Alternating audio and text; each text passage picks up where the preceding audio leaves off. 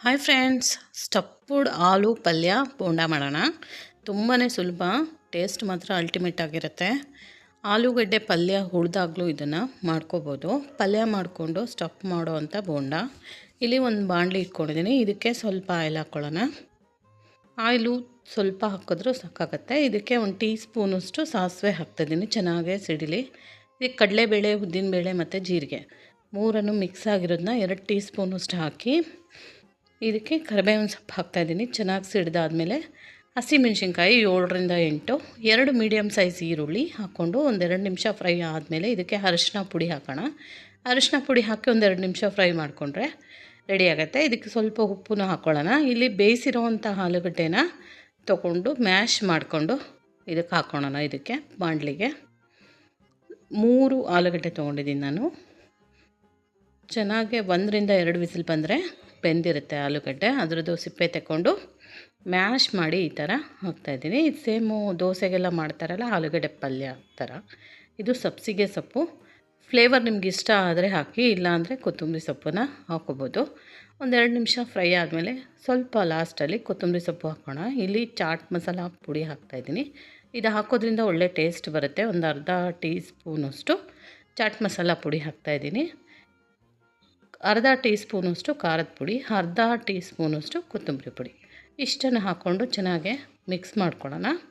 ಈ ಖಾರದ ಪುಡಿನ ಸ್ಕಿಪ್ ಮಾಡ್ಬೋದು, ಹಸಿಮೆಣ್ಸಿನ್ಕಾಯಿ ಹಾಕಿರೋದ್ರಿಂದ. ಇಲ್ಲಿ ಸ್ವಲ್ಪ ಸ್ಪೈಸಿಯಾಗಿ ಮಾಡೋದ್ರಿಂದ ಹಾಕ್ತಾಯಿದ್ದೀನಿ. 1/4 ಟೀ ಸ್ಪೂನಷ್ಟು ಉಪ್ಪು. ಎಲ್ಲ ಚೆನ್ನಾಗಿ ಮಿಕ್ಸ್ ಮಾಡಿ ನೋಡಿಕೊಂಡು ಉಪ್ಪು ಖಾರ ಚೆಕ್ ಮಾಡ್ಕೊಬೋದು. ಇದಕ್ಕೆ ಚೆನ್ನಾಗಿ ಮಿಕ್ಸ್ ಮಾಡಿ ಇದನ್ನು ತಣ್ಣಗಾಗೋಕ್ಕೆ ಬಿಡೋಣ. ಈಗ ಸ್ವಲ್ಪ ಹೊತ್ತು, ಒಂದು 10 ನಿಮಿಷ ತಣ್ಣಗಾಗಿದೆ.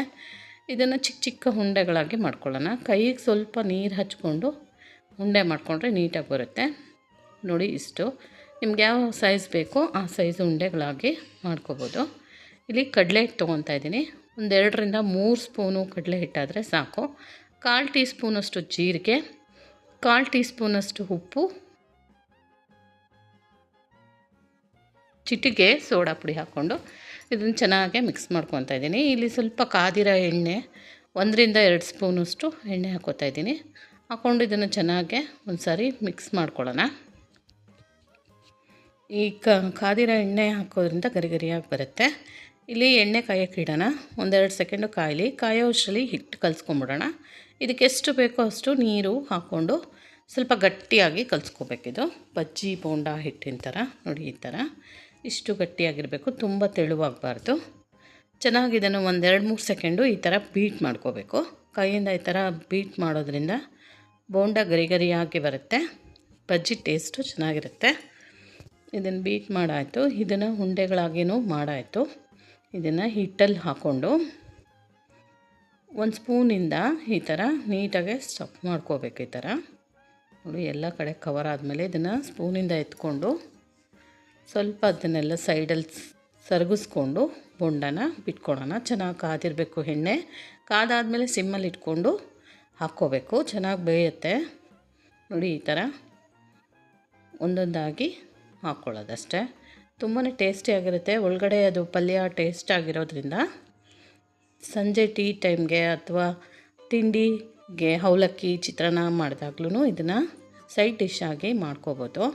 ನೋಡಿ, ಈ ಥರ ಚೆನ್ನಾಗಿ ಗೋಲ್ಡನ್ ಕಲರ್ ಬರಬೇಕು. ಅಲ್ಲಿ ತನಕ ಇದನ್ನು ಫ್ರೈ ಮಾಡ್ಕೊತಾ ಇದ್ದೀನಿ. ಮಾಡಿ ಇದನ್ನು ಸಾಸ್ ಜೊತೆ ಸರ್ವ್ ಮಾಡ್ತಾಯಿದ್ದೀನಿ. ಸಾಸ್ ಇಷ್ಟ ಇಲ್ಲ ಅಂದರೆ ಟೀ ಕಾಫಿ ಜೊತೆನೂ ಇದನ್ನು ಸರ್ವ್ ಮಾಡ್ಕೊಂಡು ತಿನ್ಬೋದು.